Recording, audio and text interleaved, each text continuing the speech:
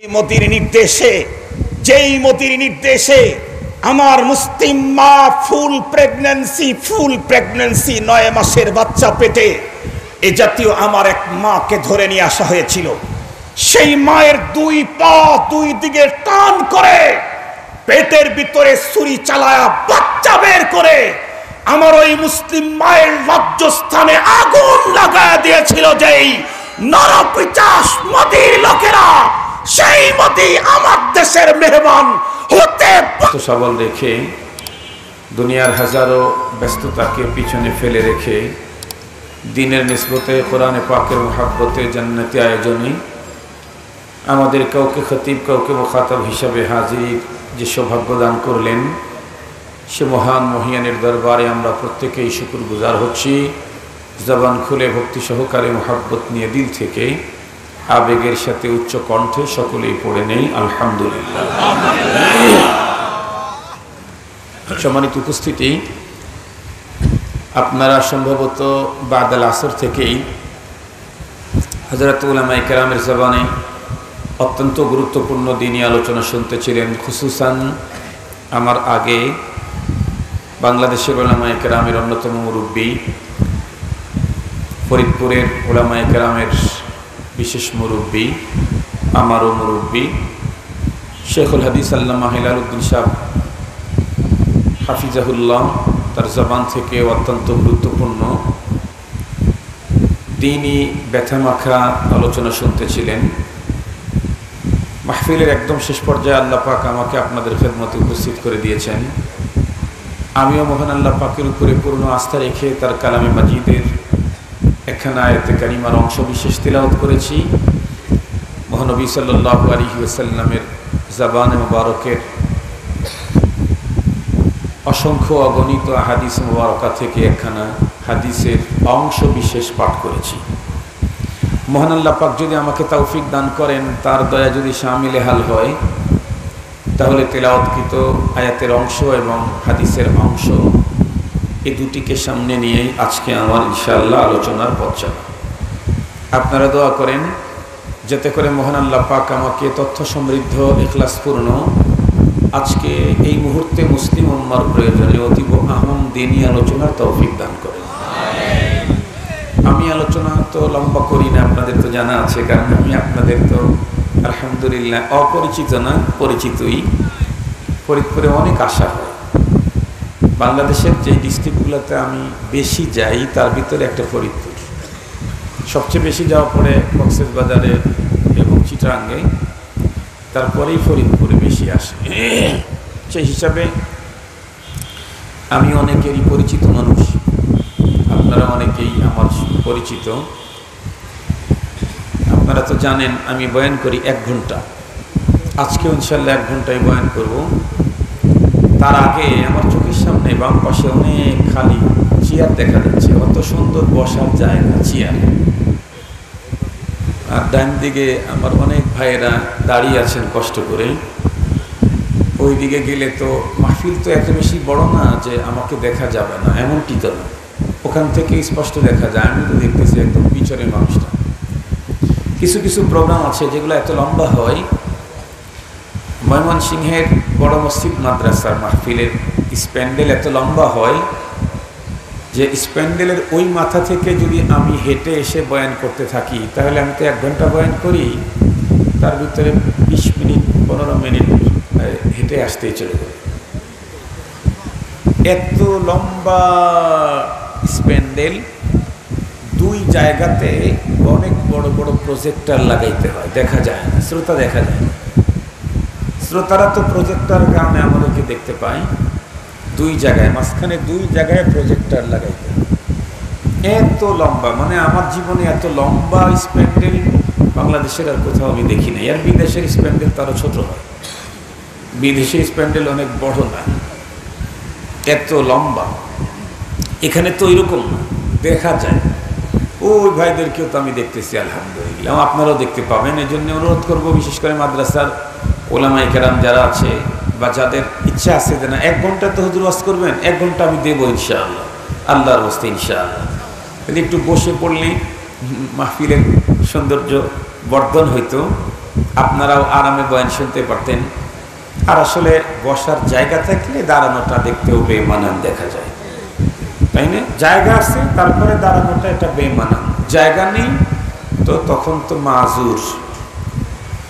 মাজুর।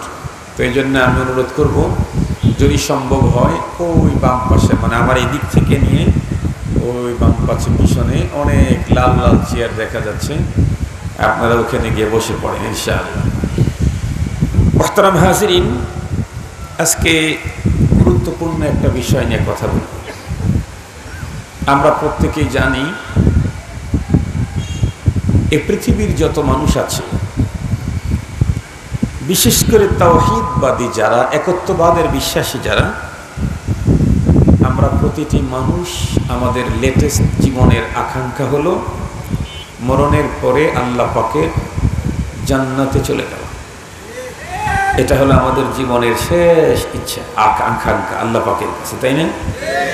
এই জন্য দেখবেন আমাদের দেশে কত মানুষ কত মেহনত করে কষ্ট করে জীবনে সম্পদ করে, শেষ বয়সে তার গাড়ি বাড়ি ব্যাংক ব্যালেন্স অর্থ সম্পদ এটা মাদ্রাসার জন্য দিয়ে যায়, মসজিদের জন্য মরণোত্তর দান করে, কারখানাটা মরণোত্তর মাদ্রাসায় দিয়ে যায়, এতিমখানা করে দেয়। অথচ ওনার জীবনের শুরুতে 500 টাকার জন্য সারা রাত জেগে থাকতেন, আর এখন উনি কোটি কোটি টাকা বৃদ্ধাশ্রমে দিয়ে যাচ্ছেন, মাদ্রাসায় দিয়ে যাচ্ছেন, মসজিদ তৈরি করতেছেন। কেন? কারণ হলো জীবনে যত আকাঙ্ক্ষা ছিল, জীবন যখন শেষ আকাঙ্ক্ষাও শেষ। এখন একটাই আকাঙ্ক্ষা, মরণের পরে যেন আল্লাহ পাকের জান্নাতে যেতে পারে, এটাই তো, এছাড়া তো আর কিছু না। কিন্তু মনে রাখবেন, আমি আর আপনি জান্নাতে যেতে চাইলে জান্নাতে যেতে পারব না। আমাদের দেশে একটা সিস্টেম আছে, কারো যদি কোম্পানিটা একটু বড় হয়, ফ্যাক্টরিটা একটু বড় হয়, তাহলে মালিক এই ফ্যাক্টরি পরিচালনা করার জন্য একজন ম্যানেজার রাখে। ম্যানেজারকে এই ফ্যাক্টরি পরিচালনার পুরা দায়িত্ব তার হাতের ভিতরে ন্যস্ত করে, রুল দেয়, পদ্ধতি দেয়, সিস্টেম দেয় হলো মালিক, বাট ম্যানেজমেন্ট করে হলো ম্যানেজার। ওই কোম্পানিতে ম্যানেজারের কথা হলো সবচেয়ে উপরে, ম্যানেজারের উপরে শুধু একজন আছে, সেটা হলো মালিক। এছাড়া অন্য কেউ ওই কোম্পানি আরো যত আছে, কেউ ম্যানেজারের উপরে কথা বলার সাহস অধিকার নেই। ওই কোম্পানির কোনো কিছু কেউ কিনতে চাইলে ম্যানেজারকেই ভাও করতে হবে। উনি যেই পদ্ধতিতে বলবেন সেই পদ্ধতিতে ওই কোম্পানির যে কোনো প্রোডাক্ট আমি কিনতে পারবো। তবে ম্যানেজার পদ্ধতি নিজের পক্ষ থেকে দেয় না, মালিক তাকে যেই পদ্ধতি দিয়েছে, যেই রুল দিয়েছে, ম্যানেজারকে সেই রুল অনুযায়ী ম্যানেজমেন্ট করতে হয়। আল্লাহ পাক আমাদের পৃথিবীতে পাঠিয়েছেন, আল্লাহ পাক রব্বুল আলামিন জান্নাত জাহান্নাম তৈরি করেছেন।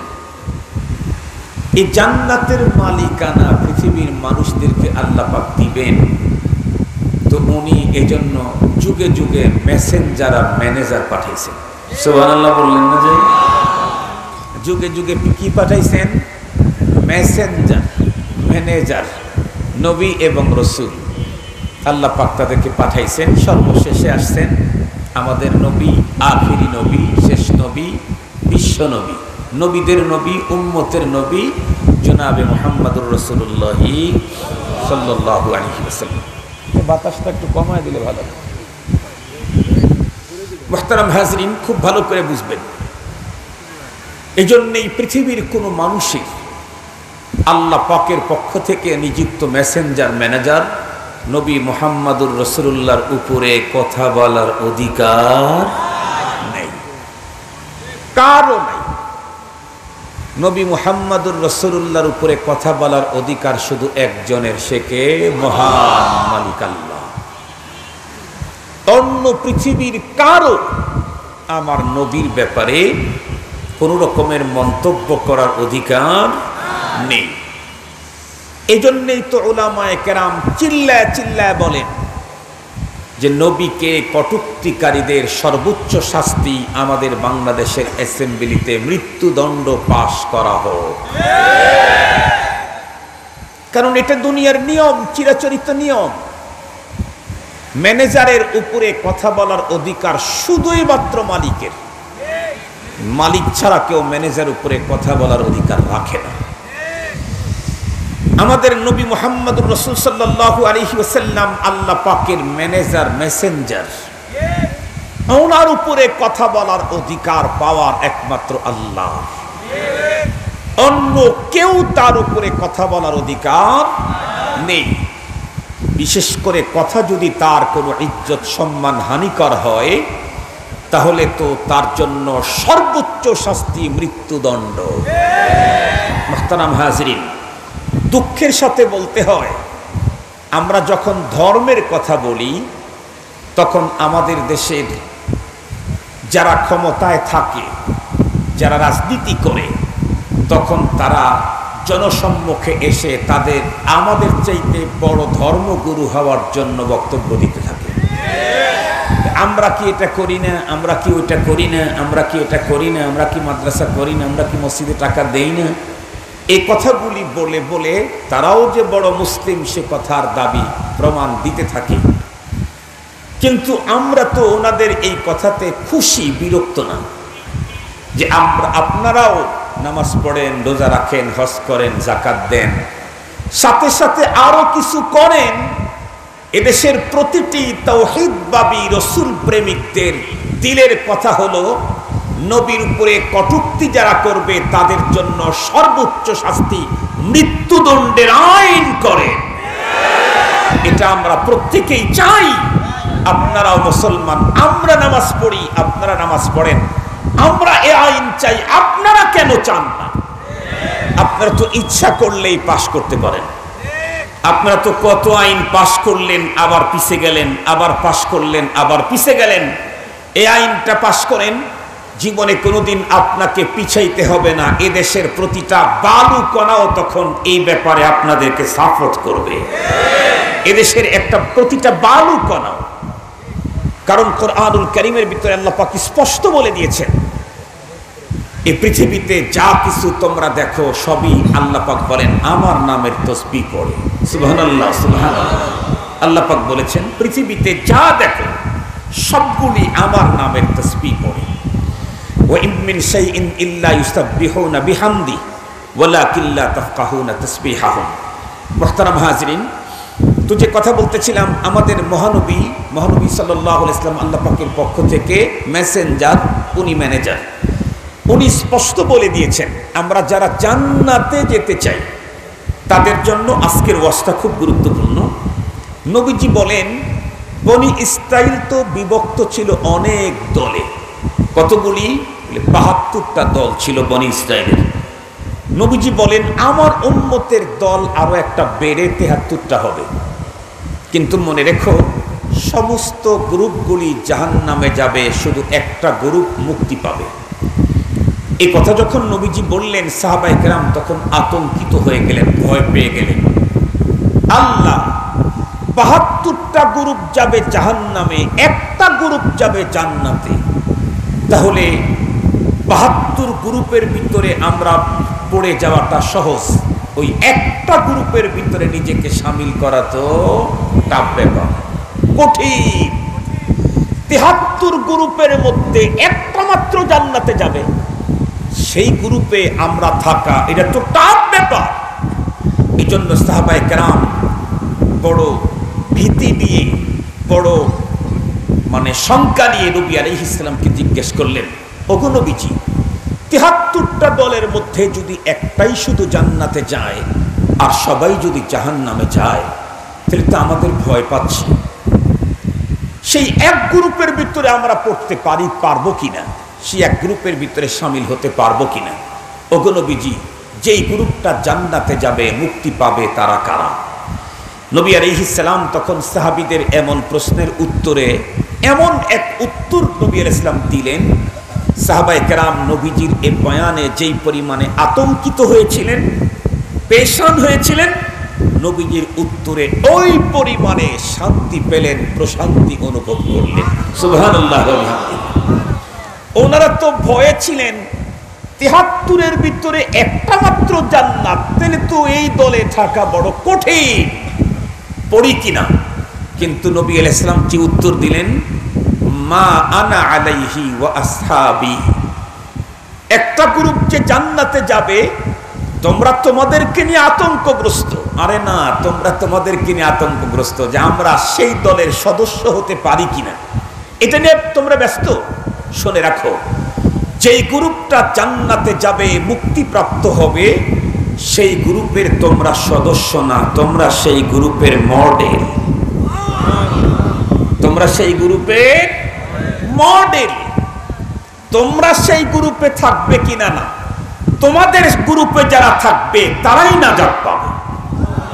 কথাটা কি আপনারা, আমি বুঝাইতে পারছি? বিষয়টা কি সুন্দর করে বুঝাইতে পারছি? সাহাবায়ে কেরাম রিদওয়ানুল্লাহি তাআলা আলাইহিম আজমাইনদেরকে আল্লাহ পাকের রাসূল উত্তর করে শোনায় দিলেন, মা আনা আলাইহি ওয়া আসহাবি, আমি নবী আর তোমরা আমার সাহাবী। এদের মত আর পথের উপরে পৃথিবীর যারা থাকবে কিয়ামত পর্যন্ত তারাই জান্নাতে যাবে। অন্য মত পথ, নামাজ পড়বে, রোজা রাখবে, হজ করবে, যাকাত দিবে, কিন্তু আমি নবীর সুন্নতের উপরে নাই, জামাতে সাহাবার সাথে কাজ মিল নাই, তাহলে সে জান্নাতে যেতে পারবে না।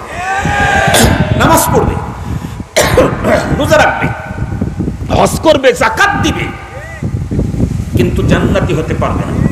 খুব ভালো করে কথাগুলি বুঝবেন। এই কথাটা কি শুধুমাত্র কেবলমাত্র নবীজি বললেন? আরে না, নবীজি যদি শুধু বলতেন তাতেও বা সমস্যা কি?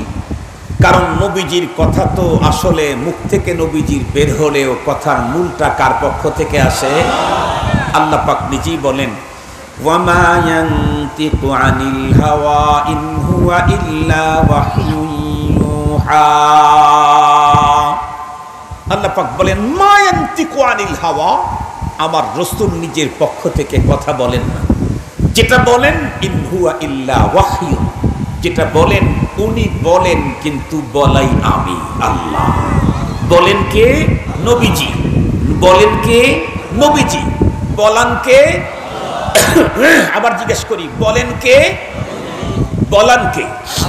আল্লাহ পাক বলেন, উনি বলেন না, আমি বলাই, তাই উনি বলেন। তাহলে হাদিসে পাকের কথাটাও প্রকৃত কার কথা? আল্লাহর কথা। হাদিস ও ওয়াহী। এছাড়া কোরআনে পাকে আল্লাহ পাক শুধু হাদিসে তার রাসূলকে দিয়ে বলাইছেন তাই না, সাহাবায়ে কেরাম যে কিয়ামত পর্যন্ত প্রতিটি মানুষের জন্য মডেল, বেয়ারে হক, সত্যের মাপকাঠি, এই কথা আল্লাহ পাক কোরআন শরীফের 11 নম্বর পারাতে নিজেও বলেন। কি বললেন? আস-সাবিকুনাল আউয়ালুনা মিনাল মুহাজিরিনা ওয়াল আনসার ওয়াল্লাযীনা ইত্তাবাউহুম বিইহসান রাদিয়াল্লাহু আনহুম ওয়া রাদু আন ওয়া আ'আদ্দা লাহুম জান্নাতিন তাজরি তাহতাহাল আনহার। আল্লাহ পাক কি বললেন? আমার নবী সাহাবী, চাই তারা আনসার হোক আর মুহাজির হোক, আমি তাদের প্রত্যেকের উপরেই রাজি আর খুশি। সুবহানাল্লাহ বললেন না যে? এবং তাদের জন্য আমি জান্নাত রেডি করে রেখে দিয়েছি। এজন্য আমরা যে সারা জীবন একটা কথা শুনেছি, আমরা বুঝেছি ভুল, শুনেছি ঠিক আছে, কিন্তু বুঝেছি ভুল। আমাদের দেশের মানুষ মনে করে যে নবী শুধু 10 জন, নবীজির 10 জন সাহাবী দুনিয়ার থেকে জান্নাতের সুসংবাদ পেয়েছেন। এই কথাটা আমরা এটা বুঝেছি, এটা ভুল। নবীজির যত সাহাবী সবগুলাই জান্নাতের সুসংবাদ প্রাপ্ত। নবীজি তো 10 জনের কথা বলেছেন একসঙ্গে, এছাড়া আবার এক্সট্রা অনেক সাহাবীর ব্যাপারে নবীজি বলেছেন যে এ জান্নাতি। আর আল্লাহ পাক রব্বুল আমিন তো একদম সবগুলাকে জান্নাতি হওয়ার ঘোষণা দিলেন। আমি যে আয়াত তেলাওয়াত করেছি, আল্লাহ বলেন, আমার রাসূলের সাহাবী আনসার হোক আর মুহাজির হোক, আমি তাদের উপরে খুশি, তাদের জন্য জান্নাত রেডি করে রেখে দিয়েছি। একজনও বাদ নাই নবীর সাহাবী। বরং আরো কি বলেন? ওয়াল্লাযীনা ইত্তাবাউহুম বিইহসান, কিয়ামত পর্যন্ত আমার নবীর সাহাবীদেরকে যারা সঠিক পদ্ধতিতে অনুকরণ করবে, আল্লাহ পাক বলেন আমি তাদের জন্য জান্নাত রেডি করে রাখলাম। তাহলে আল্লাহ পাকও তার রসুলের সাহাবীদেরকে কিয়ামত পর্যন্ত মানুষের জন্য কথা বলেন মডেল ঘোষণা করলেন। আমি ওই কথাটা একটু আপনাদের সামনে ক্লিয়ার করি। আমরা তো শুনছি 10 জন জান্নাতের সুসংবাদ প্রাপ্ত, একসঙ্গে 10 জনের কথা নবীজি বলেছেন।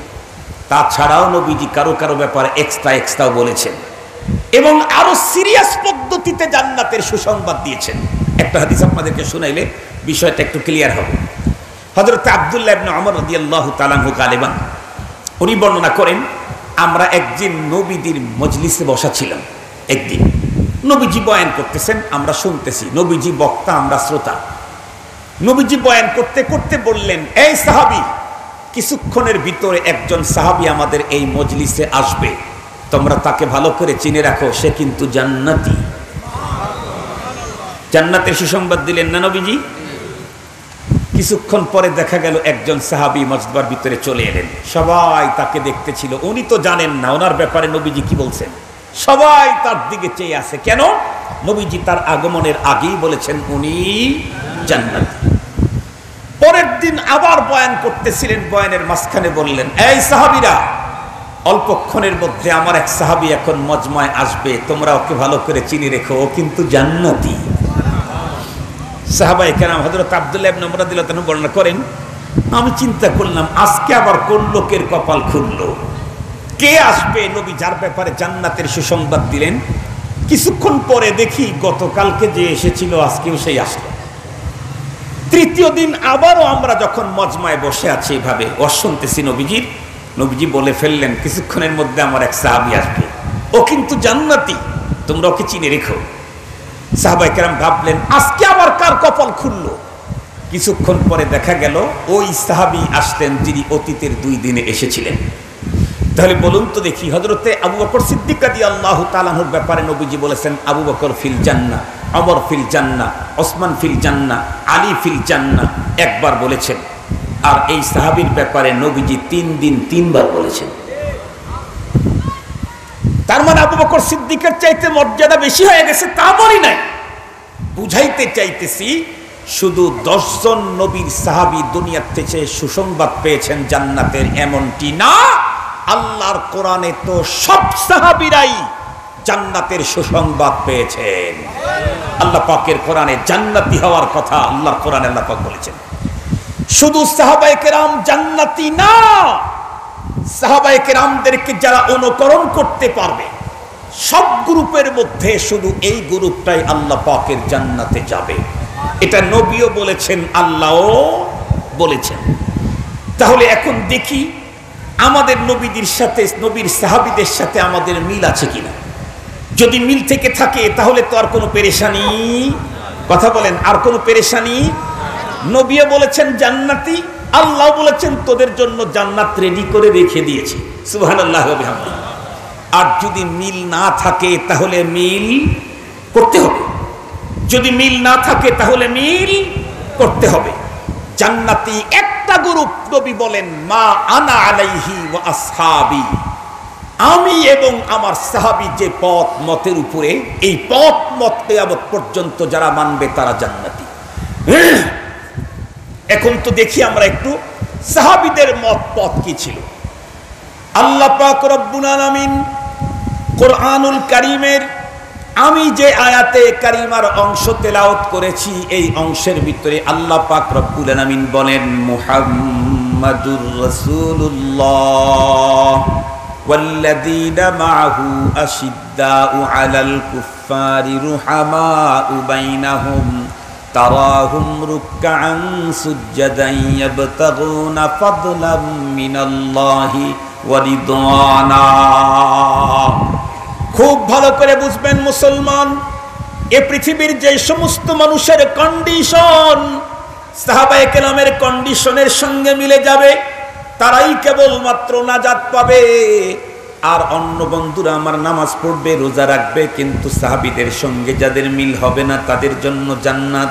বড় বন্ধুরা আমার কঠিন, খুব ভালো করে বুঝবেন। এখন সাহাবীদের পথ আর মত, তাদের দর্শন এবং তাদের কন্ডিশন কি ছিল, এই কথাগুলি পৃথিবীর অন্য কোনো মানুষের জবান থেকে আমরা শুনতে চাই না। স্বয়ং আসমান জমিনের মালিক কুল কায়নাতের স্রষ্টা রব্বুল আলামিনের কালাম থেকেই আমরা শুনতে চাই। আমি যে আয়াতে কারিমা তেলাওয়াত করেছি, এই আয়াতে কারিমাতে রব্বুল আলামিন মুহাম্মাদুর রাসূলুল্লাহ ওয়াল্লাযীনা মাহু, তার সাহাবায়ে কেরামের কন্ডিশন কি ছিল, এর কয়েকটা কন্ডিশনের কথা বর্ণনা করেছেন। তার ভিতরে মাত্র 2টা কন্ডিশনের কথা আজকে আমি আপনাদের খেদমতে বলবো, আর এই 2টা আমরা আমাদের সঙ্গে মিলাবো। যদি মিলে যায় তাহলে কোনো পেরেশানি নেই, ফুস্তু ওয়া রাব্বিল কাবা। আর যদি না মিলে তাহলে মৃত্যুর আগে মিল না করলে আমাদের কোনো মুক্তির পথ নাই।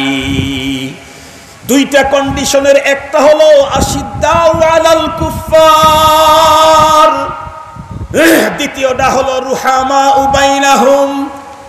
আমি আমার বয়ানটাকে সুন্দর করে সাজাবার জন্য কোরআনুল কারীমের ভিতরে সর্বপ্রথম যেই কন্ডিশনের কথা বলেছেন আশিদ্দাউ আলাল কুফফার, এটার উপরে বিশ্লেষণ একটু পরে করব। বন্ধুরা আমার, দ্বিতীয় কন্ডিশনের উপরে বয়ান আগে করব। আল্লাহ পাক বলেন, আমার নবী মুহাম্মদ আল্লাহ পাকের রাসূল, তার সাথে যারা আছেন অর্থাৎ সাহাবায়ে কেরাম, তাদের কন্ডিশন হলো রুহামা বাইনাহুম, সাহাবী একজন আরেকজনের জন্য নিবেদিত প্রাণ। সাহাবায়ে কেরাম একে অপরের জন্য জান নিসার, নিজের জীবনকে বিসর্জন দেবে, তবুও আরেক ভাইয়ের জান মাল ইজ্জত আবরু সন্তান সম্পদ সন্তান সম্ভ্রম কোনটাই কখন আরেক ভাই কখন তার সামনে অন্য ভাইয়ের এগুলির উলণ্ঠিত হতে দেবে না। আমাদের পয়গম্বর তো স্পষ্টই বলে দিয়েছেন, আল মুসলিমু মান সালিমাল মুসলিমুনা মিন লিসানিহি ওয়া ইয়াদিহি। প্রকৃত অর্থে মুসলমানকে আল্লাহর পয়গম্বর বলেন, পরিপূর্ণ মুসলমান তো ওই ব্যক্তি যার জবান থেকে, যার হাত থেকে আরেকজন মুসলমান মুক্তি পায়। তার মানে ওই মুসলমানের হাত দিয়ে অন্য মুসলমান আক্রান্ত হয় না, মুসলমানের মুখ দিয়ে অন্য মুসলমান আক্রান্ত হয় না। নবীজি বলেন এই হলো প্রকৃত মুসলমান। কিন্তু আমি আজকে আপনাদের কাছে জিজ্ঞাসা করতে চাই, সাহাবায়ে কেরামের যেই কন্ডিশনের কথা স্বয়ং আল্লাহ কোরআনে পাকের ভিতরে বললেন, রুহামা বাইনাহুম, একজন আরেকজনের জন্য নিবেদিত প্রাণ, জান নেসার, বলুন তো দেখি এই স্বভাবটা কন্ডিশনটা আমাদের মাঝে আছে নাকি? নাই তো নাই। বন্ধু আমার, বর্তমান সময়ে তো চূড়ান্ত অবস্থা চলতেছে। বড় দুঃখের সাথে বলতে হয়, বড় দুঃখের সাথে বলতে হয়, আল্লাহ পাকের রাসূল তো বলেছেন, আল মুসলিমুনা কা জাসাদিন ওয়াহিদিন ইনিশতাকা আইনুহু ইশতাকা কুল্লুহু। তামাম পৃথিবীর মুসলমানগুলি অবিচ্ছেদ্য এক দেহের মতো। দেহের যেমন চোখের এক কর্নারে ছোট্ট একটা বাড়িকণা ঢুকলেই এত বড় বডি পুরাটাই নার্ভাস হয়ে যায়, ও আর চলতে পারে না, ওর ভিতরে বন্ধুরা আমার জটিলতা দেখা দেয়। ও মুসলমান, ঠিক তদ্রূপ পৃথিবীর কোনো এক প্রান্তে যদি মুসলমান কখনো আক্রান্ত হয়, আর সেই সংবাদ যদি অপর প্রান্ত মুসলমান যে থাকে তার কানে যদি পৌঁছে, ওই মুসলমান আক্রান্তের খবরে এই মুসলমান ব্যতীত যদি হতে পারে, তাহলেই তো একজন প্রকৃত মুসলমান, নাইলে সে এখনো প্রকৃত মুসলমান হতে পারে না। কিন্তু আজকে দুঃখের সাথে বলতে হয়, আমাদের সমাজের ভিতরে সম্পূর্ণ তার উল্টা। এক মুসলমান আর এক মুসলমানের জান হেফাজত করবে, মাল হেফাজত করবে, সন্তান হেফাজত করবে, সম্পদ হেফাজত করবে, সম্মান হেফাজত করবে তো দূরের কথা, 24 ঘন্টায় একজন মুসলমান আর একজন মুসলমানের জান মাল ইজ্জত আবরু এগুলি নষ্ট করার জন্য বন্ধুরা আমার পায় তারা আমাদের সমাজে আছে না নাই? বরং দুঃখের সাথে বলতে হয়, ভিন্ন মুসলমানের কথা বাদ রাখলাম, অন্য মুসলমান তো দূরের কথা, বর্তমান তো আমাদের ভিতরে ইসলামের অবস্থা তো জটিল, এমনকি মানবতা পর্যন্ত আমার দেশে বিপন্ন। আমার দেশে আজকে মানবতাই বিপন্ন। এক মুসলমান আর এক মুসলমানের জন্য জানলে সারি করবে, নিবেদিত প্রাণ হবে তো দূরের কথা, আমার দেশে তো এক মুসলমান তার আপন ভাইকে হত্যা করার জন্য 24 ঘন্টায় ষড়যন্ত্রে মেতে ওঠে। এই তো রিসেন্ট বাংলাদেশের এক চূড়ান্ত দুঃখজনক লজ্জাস্কর ঘটনা। বলতে মাথা নোয়া যায়, বলতে মাথা নোয়া যায়। রিসেন্ট চট্টগ্রাম সিটি কর্পোরেশন নির্বাচনের সময় শুধুমাত্র কেবলমাত্র রাজনৈতিক প্রতিদ্বন্দ্বী হওয়ার কারণে, রাজনৈতিক প্রতিপক্ষ হওয়ার কারণে আপনারা পেপার পত্রিকা সোশ্যাল মিডিয়াতে দেখেছেন আপন ভাই তার নির্মমভাবে আরেকজন প্রতিদ্বন্দ্বী ভাইকে যখন হত্যা করতেছিল। কোনো অপরাধ নাই, অপরাধ শুধু একটা, সে রাজনৈতিক তার প্রতিদ্বন্দ্বী অথবা তার প্রতিপক্ষ এই প্রতিবন্ধী ভাইকে যখন খুন করতেছিল, প্রতিবন্ধী তখন তার আপন ভাইয়ের পা ধরে বলেছিল, তোর কাছে আমি আমার জীবন ভিক্ষা চাই, আমার ছোট্ট ছোট্ট মাসুম বাচ্চারা আছে, তুই আমাকে এভাবে নির্মম ভাবে হত্যা করিস না। এ কথা বলার পরেও তাকে মুক্তি দেওয়া হলো না, বাঁচানো হলো না। আমি স্পষ্ট ভাষায় বলতে চাই যে তার আপন ভাইকে শুধুমাত্র কেবলমাত্র রাজনৈতিক প্রতিপক্ষ হওয়ার কারণে নির্মমভাবে যারা খুন করে, ওকে মুসলমান বলা তো দূরের কথা, মানুষ বলারও সুযোগ না। ওকে মুসলমান কেমনে বলবেন? ও তো মানুষই না। আপনারা একটু ভালো করে লক্ষ্য করবেন, আমাদের দেশের কুকুরে গোশত খায়, মাছ খায়, যারটা পায় তারটাই খায়, জিন্দা পাকার মুর্দা পাক খায়। কেন? ওর তো কোনো খাওয়ারের উপরে কোনো বাধ্যবাধকতা বাইন্ডিং নেই, ওর জন্য সব হালাল। শ্রীগাল যা পায়, যেখানে গোশত পায়, মরা পাকার জিন্দা পাক খায়। কিন্তু দেখবেন রাস্তার ভিতরে কত কুকুর, রাস্তার ভিতরে কত কুকুর গাড়ির চাকায় পিষ্ট হয়ে যখন মরে যায়, কুকুরের বডি থেকে গোশতগুলি বাইরে বের হয়ে থাকে। জীবনেও কোনোদিন দেখেছেন একটা মরা কুকুরের গোশত বেরিয়ে আছে, আর একটা মরা কুকুর সেই গোশতগুলি খাচ্ছে? জীবনে দেখেছেন? আর একটু জোরে বলেন, জীবনে দেখেছেন? মরা কুকুরের গোশত বাইরে পড়ে আছে, কাক খায়, শকুন খায়, শ্রীগাল খায়, কিন্তু মরা কুকুরের গোশত অন্য কুকুর খায় না। শ্রীগাল তার মরা ভাইয়ের গোশত রাস্তায় পড়ে আছে, চামড়াটা পর্যন্ত নাই। কুকুরের গোশত না বিড়ালের গোশত এটা বোঝার কায়দা নাই, না শ্রীগালের গোশত, কিন্তু ও বুঝতে পায়, ও মুখ লাগানোর পরেই বোঝে এটা আমার জাতি ভাই, ওর গোশত খাওয়া যাবে না। যদিও আমি ওকে রক্ষা করতে পারি নাই, তাই বলে ওর গোশত খেতে পারি না। কুকুর আর শ্রীগালের ভিতরে যতটুকুন জাতীয়তার বোধ আছে, আমার দেশের মানুষের ভিতরে ততটুকুন মানবতার বোধ নাই। মুহতারাম হাজিরিন, এজন্য বাংলাদেশে শুধু ইসলাম বিপন্ন অবস্থায় না, মানবতাই বিপন্ন। অবাক হবেন, সারা জীবন বক্তৃতা করেছি, আপনারা বই পুস্তকে পড়েছেন, পৃথিবীর সবাই পর হতে পারে, মা আর বাবা কখনো পর হয় না। সারা জীবন ওয়াজ করেছি, মা তার জীবনকে দিয়া বাচ্চাকে রক্ষা করে। এখন কি দেখছি, মা যেই সন্তানকে 9 মাস 10 মাস পেটে বহন করলো, চূড়ান্ত বহন আলা বহনিন কন্ডিশনে তার বাচ্চাকে প্রসব করলো, আজকে পরকীয়ায় পড়ে মা তার সেই পেটে বহন করা বাচ্চা পর্যন্ত হত্যা করতে দ্বিধা করে না। মানবতা বিপন্ন আজ, মানবতা বিপন্ন আজ। মুসলমান ভাইরা রে, আমার কথাগুলা ভালো করে বুঝবেন। আমাদের কন্ডিশন হলো, আমরা 24 ঘন্টায় একজন মুসলমান আর একজন মুসলমানের জান মাল ইজ্জত আবরু সম্পদ আর সন্তান কেমনে নষ্ট করা যায় তার জন্য 24 ঘন্টা লেগে থাকি। কিন্তু আল্লাহর রাসূল আমাদেরকে যাদের মত আর পথের উপরে চলতে বলেছেন, তাছাড়া আমাদের মুক্তি হবে না। তাদের কন্ডিশনটা কি ছিল আল্লাহ পাকের রাসূল বয়ান করেন না, বরং আল্লাহ নিজেই বয়ান করেন। রুহামা উবাইনাহুম, একজন সাহাবী আর একজন সাহাবীর জন্য এতটাই নিবেদিত প্রাণ ছিল, দুনিয়ার মানুষকে বন্ধুরা আমার তারা সোনালী ইতিহাস রচনা করে দেখায়া দিয়ে গিয়েছেন। আপনাদের প্রত্যেকের জানা আছে, তারপরেও একটা মাত্র পয়েন্ট উদ্ধার করার জন্য বলতে চাই।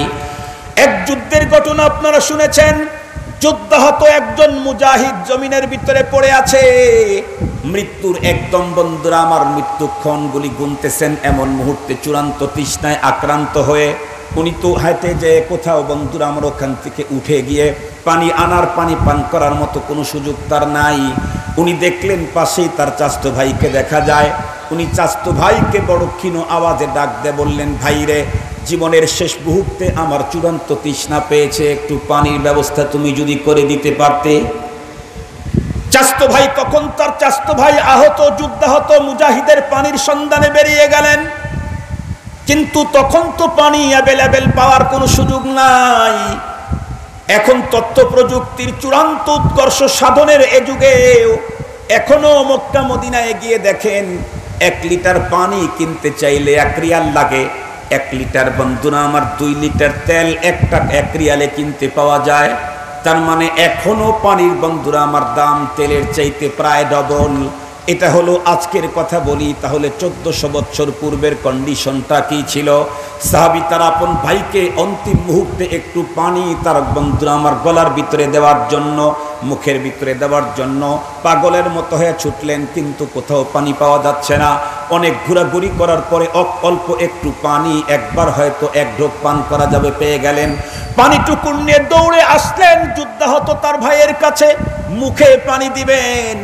এমন মুহূর্তেই পার্শ্বে আরেকজন যুদ্ধাহত মুজাহিদ পানি বলে আওয়াজ করলে সঙ্গে সঙ্গে উনি ডাক দিয়ে বললেন, ভাই রে, এই পানিটুকুন তুমি আমার মুখে দিও না।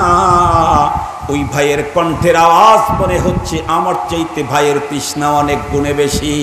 আল্লাহ পাক সেটাই তো বললেন, রুহামা উবাইনাহুম। সঙ্গে সঙ্গে উনি পানি পান করলেন না, ওই ভাইয়ের জন্য 1 ঢোক পানি বরাদ্দ দিয়ে দিলেন। উনি যখন তার কাছে নিয়ে তাকে পানি পান করাবেন, পার্শ্বে আরেকজন যুদ্ধাহত মুজাহিদ ডাক দিলেন, পানি। দ্বিতীয় আল্লাহর বান্দা সাহাবী, উনার ভিতরে একই কন্ডিশন।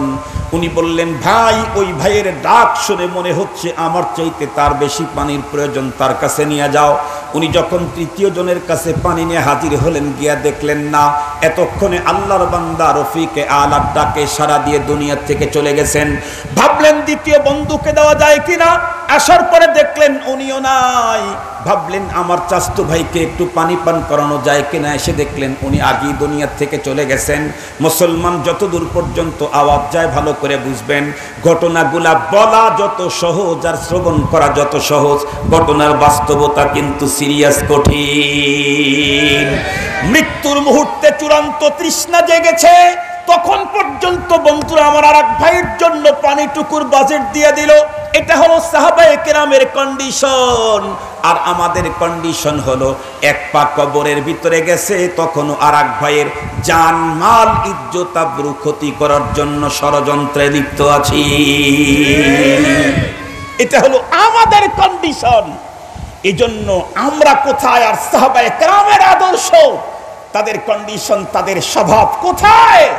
আমি নামাজ আর রোজা দিয়েই জান্নাত না, নবী তো বলেছেন নামাজ রোজা পড়বে, হজ করবে, যাকাত দেবে, ফেরকা হবে 72 না 73টা, তাদের ভিতরে নামাজি আছে, রোজাদার আছে, হজ করনেওয়ালা আছে, যাকাত দেনেওয়ালা আছে, কিন্তু সবগুলা জাহান্নামে যাবে। ইল্লা ওয়াহিদ, মাত্র একটা নাজাত প্রাপ্ত হবে। সে কে? নামাজও পড়েছে আর তার কন্ডিশন হলো মা আনা আলাইহি ওয়া আসহাবি। মুসলমান ভাইরা রে, আমার কথাগুলা দিল দিয়ে বুঝবেন। আমরা তো আমাদের কন্ডিশন হলো এই, বাবার বাড়ি যখন বন্টন করা শুরু হয়, বাবার বাড়ি যখন বন্টন করা শুরু হয়, সর্বপ্রথম গাদ্দারি করি হলো আমরা আমাদের বোনের সাথে। বোনদেরকে আগেই বলি, তোরা বোন, তোরা কিন্তু বাড়ির কোনো অংশ পাবি না, আগেই ফতুয়া দিয়ে দিলাম। অথচ আল্লাহ পাকের কোরআনে আল্লাহ পাক বন্টন করে দিয়েছেন, বাবার রেখে যাওয়া স্থাবর অস্থাবর দেশে বিদেশে যত জায়গায় সম্পদ আছে, যেখানে ভাইয়ের মালিকানা সেখানে এই বোনের মালিকানা। কোরআনে পাকে আল্লাহ পাক স্পষ্ট বর্ণনা করে দিয়েছেন, বাবার রেখে যাওয়া সম্পদ স্থাবর অস্থাবর দেশে আর বিদেশে, যেখানে ভাইয়ের মালিকানা সেখানেই। কথা বলেন না কেন? কথা বলেন না কেন? বোনের মালিকানা কথা বলতে ভয় পাচ্ছেন, কারণ এই বন্টন তো আমরাও করেছি। আলহামদুলিল্লাহ আমরা ওই বন্টন করি নাই, আমরা ওই বন্টন করি নাই। যত জায়গায় যেখানে যেখানে বাবার যা পেয়েছি সব জায়গাতে বোনদেরকে আল্লাহ বাতানো তরিকায় তাদের হিস্সা দিয়েছি। আলহামদুলিল্লাহ, আলহামদুলিল্লাহ। কারণ দুনিয়ার জমিনে বোনদের এতটুকুন 5 শতক 10 শতক 2 বিঘা 4 বিঘা জায়গা আমি যদি আজকে তাকে বঞ্চিত করি, আল্লাহ পাকের রাসূল তো আমাদেরকে আগেই সতর্ক করে দিয়েছেন, মান কাতা মিরাসা ওয়ারিসিহি কাতা আল্লাহু মিরাসাহু মিনাল জান্নাতি ইয়াউমাল কিয়ামা। আমি ফরিদপুরের মাটি আমার বোনকে তার থেকে বঞ্চিত করব, আল্লাহ পাক আমাকে জান্নাতের ওই জায়গা থেকে বঞ্চিত করবে। এজন্য আমি এত নরমালটা নিয়ে অত উন্নতটা থেকে বঞ্চিত হতে চাই না। রাজি আছি তো ইনশাআল্লাহ? রাজি আছি তো ইনশাআল্লাহ? বোনদেরকে পুরা পুরা দেব। আমাদের দেশের মুসলমানদের অবস্থা হলো বর্তমানে এই, নিজে সম্পদ কেনে নাই, বাবার রেখে যাওয়া সম্পদ 5 ভাই বন্টন করতে গিয়ে মাত্র 1 ফিট জায়গা, এটা নিয়ে গন্ডগোল। কয় ফিট নিয়ে গন্ডগোল? 5 বিঘা বন্টন কমপ্লিট, 1 ফিট নিয়ে গন্ডগোল। এই 1 ফিটের জন্য একজন ভাইকে খুন করে ফেলেছে। আমি জিজ্ঞাসা করতে চাই, 1 ফিট জায়গা 5 ভাগে বিভক্ত হলে ওখানে তাতে কয় হাজার বিঘা হতে পারে? কথা বলেন না কেন? কয়শো বিঘা হতে পারে? কয় শতক হতে পারে? 2 থেকে 2.25 ইঞ্চি জায়গা, 2 থেকে 2.5 ইঞ্চি জায়গা, 2 থেকে 2.5 ইঞ্চি জায়গার জন্য আমি আমার ভাইকে খুন করছি। অথচ এই জায়গা আমি আমার শ্রম দিয়া কিনি নাই, বাবার রেখে যাওয়া সম্পদ। অথচ সাহাবায়ে কেরামের কি কন্ডিশন ছিল? আল্লাহ পাকের কোরআনে আল্লাহ পাক বলেন, মুহাম্মাদুর রাসূলুল্লাহ ওয়াল্লাযীনা মাহু আশিদ্দাউ আলাল কুফফারি রুহামাউ বাইনাহুম। সাহাবায়ে কেরামের কন্ডিশন হলো একজন আরেকজনের জন্য কেমন নিবেদিত প্রাণ। আমি তো আমার আপন ভাইকে আব্বার রেখে যাওয়া জায়গা মাত্র 2.5 ইঞ্চি ছাড় দিতে রাজি নাই, ভাইকে পর্যন্ত হত্যা করে দিচ্ছি আমার সমাজের ভিতরে। পক্ষান্তরে সাহাবায়ে কেরামের চরিত্র আর কন্ডিশন ছিল, আমরা প্রত্যেকেই জানি আমাদের পয়গম্বর যখন মক্কাতুল মুকাররমা থেকে মদিনায় হিজরত করে চলে এলেন, মক্কার মুশরিকদের পত্তলিকদের মুসলমানদের প্রতি নির্যাতন আরো বেড়ে গেল। হযরতে সাহাবায়ে কেরাম মক্কা নগর থেকে, বন্ধুরা আমার, ঘর বাড়ি জায়গা জায়দাদ জমিন ব্যবসা বাগান স্ত্রী পুত্র কন্যা সবগুলাকে রেখে জীবন বাঁচানোর তাগিদে এবং আল্লাহর জমিনে আল্লাহর দ্বীন প্রতিষ্ঠা করার জন্য হিজরত করে মদিনায় চলে এলেন। কিচ্ছু নাই তাদের সঙ্গে, কিচ্ছু নাই। আনসার সাহাবায়ে কেরাম কি পরিমাণে ভ্রাতৃত্ব ভালোবাসা, বন্ধুরা আমার, কি পরিমাণে দেখাইলেন জান্নেসারি। একজন সাহাবীর 2টা বাগান, একটা বাগান থেকে বছরে 50,000 টাকা আয় আসে, আর একটা বাগান থেকে বছরে 2 লাখ টাকা আয় আসে। এই আনসার সাহাবী মুহাজির সাহাবীকে একটা বাগান দান করে দিলেন। কোন বাগানটা যেটা 50,000 টাকা ইনকাম আসে? না না, যেটা 2 লাখ টাকা ইনকাম আসে সেই বাগানটা কি দান করে দিলেন। আরো বললেন, ভাই তুমি আল্লাহর দ্বীনের জন্য যেই পরিমাণে কোরবান করেছো সেই পরিমাণে কোরবানি আমি করতে পারি নাই। তুমি তো আল্লাহর দ্বীনের জন্য ঘর ছেড়েছো, বাড়ি ছেড়েছো, মাতৃভূমি ছেড়েছো, সন্তান ছেড়েছো, জায়গা ছেড়েছো, ব্যবসা ছেড়েছো, বাগান ছেড়েছো। আমার তো এতগুলি ছাড়তে হয় নাই, আমি শুধুমাত্র কেবলমাত্র একটা বাগান তোমাকে দিলাম। অথচ যাকে বাগান দিলেন এই সাহাবী, জীবনেও কোনোদিন এই সাহাবী ওই সাহাবীর সঙ্গে ইতিপূর্বে কখনো দেখাও হয় নাই। আল্লাহু আকবার বলেন। সাহাবায়ে কেরাম তো আরেকজন মুসলমান সাহাবীর জন্য নিজের সবচাইতে উন্নত বাগানটা বেলায়েওয়া সেবা করে দিয়ে দেয়। আর আমাদের চরিত্র হলো, আমরা বাবার সম্পদ বন্টন করতে গিয়ে 2 ইঞ্চির জন্য ভাইকে খুন করে দেই। এটা হলো আমাদের চরিত্র। মুহতারাম হাজিরিন, আমি কোথায় আর জান্নাতের পথ কোথায়? আমি কোথায় আর জান্নাতের রাস্তা কোথায়? ভালো করে একটু চিন্তা করবেন। হুজুররা বক্তব্য দিলে তো আরো বড় বক্তব্য দেন, আমরাও নামাজ পড়ি, আমরাও রোজা রাখি। আমার রসুল বলে গেছেন, নামাজ পড়বে, রোজা রাখবে, হজ করবে, দল হবে ৭৩টা, একটা বাদ দিয়ে সব জাহান্নামে যাবে। সেই এক দলের অনুসারী কারা? মা আনা আলাইহি ওয়া আসহাবি, আহলে সুন্নাত ওয়াল জামাত, যারা তারা। আল্লাহ পাক আমাদেরকে তৌফিক দান করুন, বলেন মুসলমান ভাইরা রে আমার, এটা হলো একটা কন্ডিশন। আরো একটা কন্ডিশনের কথা আপনাদেরকে বলেই আমি আমার বয়ান শেষ করে দিতে চাই। সেটা হলো আল্লাহ পাকের কোরআনে সাহাবীদের কন্ডিশন প্রথম যেটা বলেছেন সেটা আমি বলি নাই, আমি বর্ণনা করতে গিয়ে সেটা পরে বলতেছি। আল্লাহ পাক প্রথম বলেছেন মুহাম্মাদুর রাসূলুল্লাহি ওয়াল্লাযীনা মাআহু আশিদ্দাউ আলাল কুফফার। খুব ভালো করে বুঝবেন, রুহামাউ বাইনাহুম, মুসলমান সাহাবায়ে কেরাম, একজন সাহাবী ইমানদার আর একজন ইমানদারের জন্য নিবেদিত প্রাণ, জান নেসার, জান মাল ইজ্জত আবরু রক্ষার জন্য নিজের জীবন বিসর্জন দিলেও মনে রাখবেন সাহাবায়ে কেরাম ওনাদের আর একটা কন্ডিশন হলো আশিদ্দাউ আলাল কুফফার। এক মুসলমান আর এক মুসলমানের জন্য জান নেসার, কিন্তু কাফেরদের বিরুদ্ধে আপোষহীন বজ্রমুষ্টি, কাফেরদের বিরুদ্ধে আপোষহীন বজ্রমুষ্টি। আমি এখন যেই বক্তব্য দেব সেই বক্তব্য আমার দেশের কোনো বুদ্ধিজীবীর কানের ভিতরে ঢুকলে তখন তাদের বুদ্ধির ভিতরে তুফান তৈরি হবে, সাইক্লোন তৈরি হবে ওদের মস্তিষ্কে, আর ওদের কলিজার ভিতরে তখন অ্যালার্জি আর নরমাল থাকবে না, ঘা হতে থাকবে তখন ঘা। ওরা তখন কি বলবে? শরীয়তের ইসলামের এই সিস্টেমটা আমাদের কাছে মানবতা বিরোধী মনে হয়, এটা আমরা মেনে নিতে পারছি না। আমি আপনাদেরকে স্পষ্ট ভাষায় বলতে চাই, এই জাতীয় বক্তব্য যদি আমার দেশের আর বিদেশের কোনো বুদ্ধিজীবী দিতে থাকে তাহলে তার জন্য আমার ছোট্ট একটা টিপস, পানি আছে না, তার জন্য আমার ছোট্ট একটা টিপস আপনাদেরকে কথাটা ভালো করে বলি। হয়তোবা আমার কথাটা ভাসতে ভাসতে এক সময় বুদ্ধিজীবীদের কান পর্যন্ত গড়তে পারে, গড়ুক, এটা আমি চাই।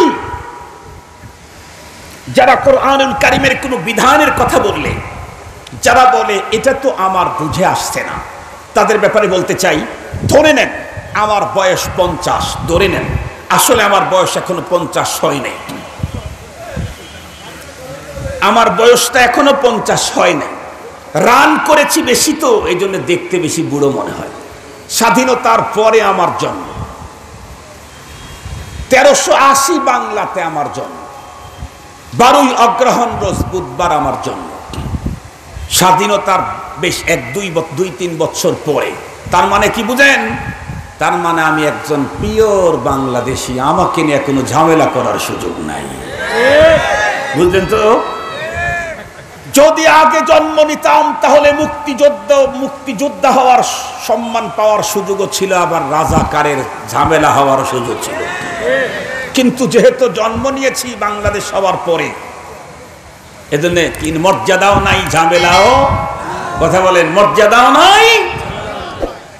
তারপরে আমাদেরকে পাকিস্তানি প্রেতাত্মা বলা হয়, অথচ অনেক লোক এমন আছে যারা পাকিস্তানি প্রেতাত্মা বলছে, তাদের 14 গোষ্ঠীর ভিতরে একটা মুক্তিযোদ্ধ নাই। আমার নানা মুক্তিযোদ্ধা, আমার মামা মুক্তিযোদ্ধা, আমাদেরকে পাকিস্তানি প্রেতাত্মা বলা হয়। মুহতারাম হাজরিন,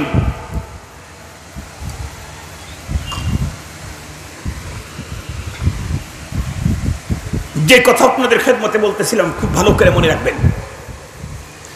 ওই সমস্ত বুদ্ধিজীবীদেরকে বলতে চাই, আমার বয়স ধরে নেন 50, আমার বাচ্চা একটা আছে, ওর ধরে নেন ওর বয়স হলো 3 অথবা 4 বছরের বাচ্চা, মোটামুটি তো বুদ্ধিজীবী, দেশ পরিচালনার তো মোটামুটি বুদ্ধি হয়ে গেছে না? ওর 4 বছরের শিশু বুদ্ধিজীবী না? সংসার পরিচালনা করতে পারবে না? কথা বলেন না কেন? ওর বুদ্ধি পরিপক্ক হয়েছে না? না। এখন আমার বয়স 50, ওর বয়স 4, আমি পিতা ও আমার পুত্র, ওর বয়স 4, আমার বয়স 50, আমি 50 বছরের একজন পাকা বুদ্ধিওয়ালা, আমি পিতা আমার 4 বছরের ছোট্ট শিশুকে যদি কোনো অর্ডার করি, তাহলে সেই শিশু কি এ কথা বলার অধিকার আছে? আব্বা অর্ডার করলেই হবে না, আমি বুঝবো, যদি আমার বুঝে আসে তাহলে মানবো, নাইলে মানতে পারবো না। এ কথা বলার অধিকার এই 4 বছরের শিশুর আছে নাকি? আর একটু জোরে বলেন। ও কি বুঝবে? ওর তো বুঝার অস্ত্রই এখনো পরিপক্ক হয় নাই। ঠিক বললাম না? ঠিক বললাম? ও বুঝবে কি দিয়া? সেটাই তো এখনো আর কি হয় নাই, পরিপূর্ণ হয় নাই। পৃথিবীর যত মানুষের কাছে নিয়ে যান, ওই ছেলে যদি বলে আমি আমার আব্বার কথা মানতে পারবো না যতক্ষণ আমার বুঝে না আসে, সমস্ত মানুষ ওকে হয়তো থাপ্পড় দিবে বাম হাত দিয়ে, না হয় বাম পা দিয়ে একটা শট দিয়ে বলবে, এই বেকুফ, 3.5 বছর বয়স, এখনো 4 বছর পূর্তি হয় নাই, তুই কি বুঝবি যে বুঝে না আসলে আমি এটা মানবো না? তুই কি বুঝবি? তোর কি যোগ্যতা আছে বোঝার? অথচ আমার ছেলে আর আমার মাঝে অন্য কোনো পার্থক্য নাই, মাত্র 44 বছর বয়সের পার্থক্য। তারও যেমন নাক মুখ, আমারও তেমন নাক মুখ। সে যা খায় আমিও তাই খাই, সে যেখানে ঘুমায় আমিও সেখানে ঘুমাই, সে যে রান্না করা খাবার খায় আমিও সে রান্না করা খাবার খাই। মাত্র 44 বছর ব্যবধান হওয়ার কারণে যদি আমি 50 বছরের অভিভাবক কোনো কথা বললে, 4 বছরের বাচ্চার যদি ভাবার যদি কোনো সুযোগ না থাকে, দুনিয়ার বুদ্ধিজীবীরা, তুই তো আল্লাহর সৃষ্টি, নাপাক পানির সৃষ্টি, আল্লাহ তো স্রষ্টা, আল্লাহ যা বলেছেন এটা তুই বোঝার যোগ্যতা কেমনে হয়? তুই আবার কেমনে বুঝতে চাস যে আমার বুঝে আসলে মানবো? উনি হলেন স্রষ্টা, আমি হলাম সৃষ্টি। আমার সন্তান মাত্র 44 বছর 46 বছরে বয়সের ব্যবধান হওয়ার কারণে আমার কথা যদি তার ভাবার বোঝার যদি কোনো অধিকার না থাকে, যিনি আমাকে সৃষ্টি করেছেন তার হুকুম আমার ভাবার বোঝার কোনো অধিকার নাই। কথা বলেন, কথা বলেন। উনি যা বলেছেন তাই আমাকে মানতে হবে, যা বলেছেন তাই আমাকে মানতে হবে। আমার 50 বছর বয়স, আমি যেটা বলবো এটা 4 বছরের বাচ্চা বোঝার কোনো যোগ্যতা আছে নাকি? আসমানের মালিক যা বলবেন এটার একদম বিকুণ্হিহি বোঝার মতো যোগ্যতা পৃথিবীর কোনো মানুষের থাকতেই পারে না। মুসলমান ভাইরা রে আমার, খুব ভালো করে বুঝবেন, আল্লাহ পাক তো বয়ান করলেন সাহাবীদের আরেকটা 1 নম্বর কন্ডিশন, আশিদ্দাউ আলাল কুফার। একজন সাহাবী আরেকজন সাহাবীর জন্য নিবেদিত প্রাণ হলেও তারা কাফেরদের বিরুদ্ধে, বড় বন্ধুরা আমার, বজ্র মুষ্টি বড় সিরিয়াস। শুধুমাত্র একটা ঘটনা আপনাদেরকে শোনায় শেষ করে দিতে চাই। আপনারা তো অবশ্যই জানেন এই পৃথিবীতে নবীদের পরে সবচেয়ে দামি মানুষ হলেন সাহাবায়ে কেরাম রিদওয়ানুল্লাহি তাআলা আলাইহিম আজমাইন। সমস্ত সাহাবীদের ভিতরে সবচেয়ে বড় মর্যাদার অধিকারী হলেন হযরতে আবু বকর সিদ্দিক রাদিয়াল্লাহু তাআলা আনহু। নবীদের ভিতরে মুহাম্মাদুর রাসূলুল্লাহর মর্যাদা যেমন, উম্মতের ভিতরে আবু বকর সিদ্দিক রাদিয়াল্লাহু তাআলা আনহুর মর্যাদাও তেমন। হযরতে সিদ্দিক আকবর সম্পর্কে আমাদের পয়গম্বর স্পষ্ট ভাষায় বলে গেছেন, আরহামু উম্মতি বি উম্মতি আবু বকর। হাদিসের এই টুকরাটা আপনারা প্রতি জুমায় খতিবের মুখ থেকে দ্বিতীয় খুতবার ভিতরে শ্রবণ করে থাকেন, আরহামু উম্মতি বি উম্মতি আবু বকর। নবীজি বললেন, কিয়ামত পর্যন্ত আমার যত উম্মত দুনিয়াতে আসবে, এখন আছে, সমস্ত উম্মতের ভিতরে সবচাইতে কমল মনা মানুষ হলো আবু বকর, সবচাইতে নরম দিলের মানুষ হলো আবু বকর সিদ্দিক রাদিয়াল্লাহু আনহু। সেই কমলমতি কমল মনা আবু বকরের কথাই আপনাদের খেদমতে পেশ করি। হযরতে সিদ্দিক আকবর রাদিয়াল্লাহু তাআলা আনহুর একটা ছেলে, বন্ধুরা আমার, যুদ্ধে চলে গেছেন মুসলমানদের বিপক্ষে। উনি তখনও মুসলমান হন নাই। আবু বকর সিদ্দিক রাদিয়াল্লাহু তাআলা আনহু ওই যুদ্ধে অংশগ্রহণ করেছেন মুসলমানদের পক্ষে। বাপ বেটা একই যুদ্ধে গেছেন, কিন্তু একজন আর একজনের বিপক্ষে সেখানে উপস্থিত হয়েছেন। যুদ্ধ, বন্ধুরা আমার, সমাপ্তি হয়ে গেল। আল্লাহর মেহেরবানি, পিতা পুত্র দুইজন অক্ষত অবস্থায় বাড়িতে ফিরে আসলেন। সন্তান অমুসলিম হওয়ার কারণে সিদ্দিক আকবর তাকে, বন্ধুরা আমার, কোনোভাবেই তার কাছে কোনো প্রশ্রয়, বন্ধুরা আমার, নাই, কথাবার্তাও তেমন একটা চলে না। বন্ধুরা আমার, আল্লাহ পাকের দয়া হলো, অল্প দিনের ভিতরে সিদ্দিক আকবরের সেই ছেলেটা কালিমা পড়ে মুসলমান হয়ে গেল। সিদ্দিক আকবর রাদিয়াল্লাহু আনহুর ওই ছেলে কালেমা পড়ে মুসলমান হওয়ার পর দীর্ঘদিন পর্যন্ত বিধর্মী থাকার কারণে আব্বার সঙ্গে সম্পর্কের যে বন্ধুরা আমার অবনতি ছিল, এইটাকে পোষাবার জন্য আব্বার কাছে কাছে উনি বেশি বেশি যান, ঘন ঘন কথা বলেন। এক পর্যায়ে আব্বাকে ডেকে বললেন, আবু বকরকে আব্বা যান, আপনার মনে পড়ে নাকি অমুক যুদ্ধের ভিতরে আপনিও গিয়েছিলেন, আমিও গিয়েছিলাম, আপনি ছিলেন মুসলমানদের পক্ষের সৈনিক, আমি ছিলাম আপনাদের বিপক্ষের সৈনিক।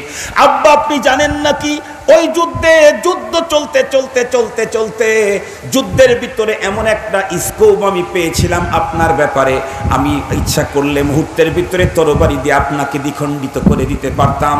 এমনই একটা সুযোগ যখন আমার হাতে এসে গেল, আমি তরবারি উঁচুও করলাম। তরবারি যখন আপনার উপরে আঘাত করব, তখনই আমার বিবেক আমাকে নাড়া দিয়ে বলতেছে, আরে বেকুফ, তুই কাকে আঘাত করতে যাচ্ছি? যেই লোকটা পৃথিবীতে না আসলে তোর জন্মই তো হতো না। বাবা পৃথিবীতে না আসলে সন্তানের জন্ম তো কল্পনাই করা যায় না। সিদ্দিক আকবর রাদিয়াল্লাহু আনহুর ছেলে ডেকে বললেন, আব্বু তরবারি আমি তাক করেছিলাম মেরে দেব, এমন মুহূর্তের ভিতরে আমার বিবেক আমাকে ডেকে বলল, কারা আঘাত করতে যাচ্ছিস? যার জন্ম না হইলে তোর অস্তিত্বই দুনিয়াতে আসতো না, একে কখনোই হত্যা করা যায় না। সঙ্গে সঙ্গে আমি তরবারিকে আমি ওদিক থেকে ফিরায় নিলাম। তার মানে ছেলে তার বাবার প্রতি ভালোবাসা দেখাইলেন, কিন্তু সিদ্দিক আকবর নরম দিলের মানুষ, আরহাম উম্মতি বি উম্মতি আবু বকর। উনি তখন কি বললেন? আল্লাহ তো আগেই বলে দিয়েছেন, মুহাম্মাদুর রাসূলুল্লাহ ওয়াল্লাযীনা মাহু আশিদ্দাউ আলাল কুফফার রুহামাউ বাইনাহুম তারাহুম রুকআন সুজদান ইয়াবতাগুনা ফাদলাম মিনাল্লাহি ওয়া রিদওয়ানা।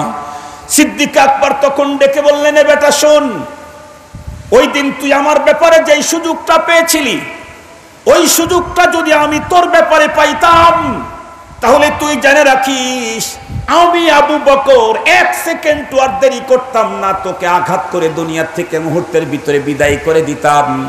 কারণ তুই যে আমার সন্তান, এগুলি দেখার টাইম আমাদের নাই। আমার অন্তরের ভিতরে তখন হলো আশিদ্দা ও আলাল কুফার, তুই আল্লাহর দুশমন, তুই আমার সন্তান। এটা বড় কথা না, বড় কথা হলো তুই আল্লাহর দুশমন। আল্লাহর দুশমনকে আমি কখনোই প্রশ্রয় দিতে পারি না। মুসলমান খুব ভালো করে মনে রাখবেন, সিদ্দিক আকবরের মতো নরম দিলের মানুষটাও যদি নিজের সন্তান আল্লাহর দুশমন হলে যদি এত সিরিয়াস হয়, আমাদের মুসলিম জাতির পিতা সাইয়েদনা হযরত ইব্রাহিম পয়গম্বরের ঘটনা আল্লাহর কোরআনে আছে। ইব্রাহিম আলাইহিস সালামের আব্বাও অমুসলিম, বারবার ইব্রাহিম আলাইহিস সালাম আল্লাহর কাছে দোয়া করে, আল্লাহ তুমি আমার আব্বারে মাফ করে দাও, মাফ করে দাও। এমনটি করতে করতে যেদিন উনি জানতে পারলেন আমার বাবা জীবনেও কোনোদিন দ্বীনের পক্ষে, আল্লাহর পক্ষে অবস্থান নেবে না, তখন ইব্রাহিম পয়গম্বর কি করলেন? আল্লাহ নিজেই বলেন, মা কানা ইস্তিগফারু ইব্রাহিম লিআবিহি ইল্লা আম মাউইদাতিন ওয়া'দাহা ইয়্যা ফালাম্মা তাবায়্যানা লাহু আন্নাহু আদুউন লিল্লাহি তাবাররাআ মিন ইন্না ইব্রাহিমা লাআওয়াহুন হালিম। আল্লাহু আকবার বলেন। আবু বকর সিদ্দিকের ব্যাপারে পয়গম্বর বলেছেন, আরহামু উম্মতি বি উম্মতি আবু বকর। আর ইব্রাহিম খলিলুল্লাহর ব্যাপারে আল্লাহ বলেছেন, ইন্না ইব্রাহিমা লাআওয়াহুন হালিম। আল্লাহু আকবার বলেন, আল্লাহু আকবার বলেন। আপনারা তর্জমা না বুঝলেন, উলামায়ে কেরাম তর্জমা বুঝেছে, উলামায়ে কেরাম তর্জমা বুঝেছে। রাসূল তার সাহাবী সিদ্দিক আকবরের ব্যাপারে বলেছেন, আমার উম্মতের ভিতরে সবচাইতে কোমল মনের মানুষ আবু বকর। আর ইব্রাহিমে খলিলের ব্যাপারে আল্লাহ বলেছেন, আমার ইব্রাহিম বড় শান্ত হৃদয়ের মানুষ। সুবহানাল্লাহ বললেন না? যে চূড়ান্ত বরদাস্ত করার, তাহাম্মুল করা, হালিম, চূড়ান্ত বরদাস্ত করার, তাহাম্মুল করার যোগ্যতা তার ভিতরে আছে। প্রায় সেম মুহতারাম হাজিরিন। এরপরেও ইব্রাহিম খলিল আলাইহিস সালাম তার আব্বার জন্য ইস্তিগফার দোয়া মাংতে মাংতে যখন জানতে পারলেন এ কখনোই ফেরত আসবে না, আল্লাহর দুশমন, জানার সাথে সাথে তাবাররাআ মিন, সব ধরনের সম্পর্ককে ছিন্ন করে দিলেন। এটাই কিয়ামত পর্যন্ত ইব্রাহিম পয়গম্বরের সন্তানের চরিত্র হবে। কেউ কাউকে আপন বন্ধু হিসাবে মেনে নেব, কিন্তু যখন আমি জানবো যে সে আল্লাহর দুশমন, সে আমার সন্তান হলেও তাকে ছাড় দিতে পারে না। সঙ্গত কারণেই স্বাধীনতার যুদ্ধে ইন্ডিয়া ভারত আমাদেরকে সহযোগিতা করেছে, তাদেরকে আমরা ওয়েলকাম জানাই। তাই বলে মুসলমানদের চূড়ান্ত সিরিয়াস খুনি মোদিকে আমরা সংবর্ধনা দিতে পারি না।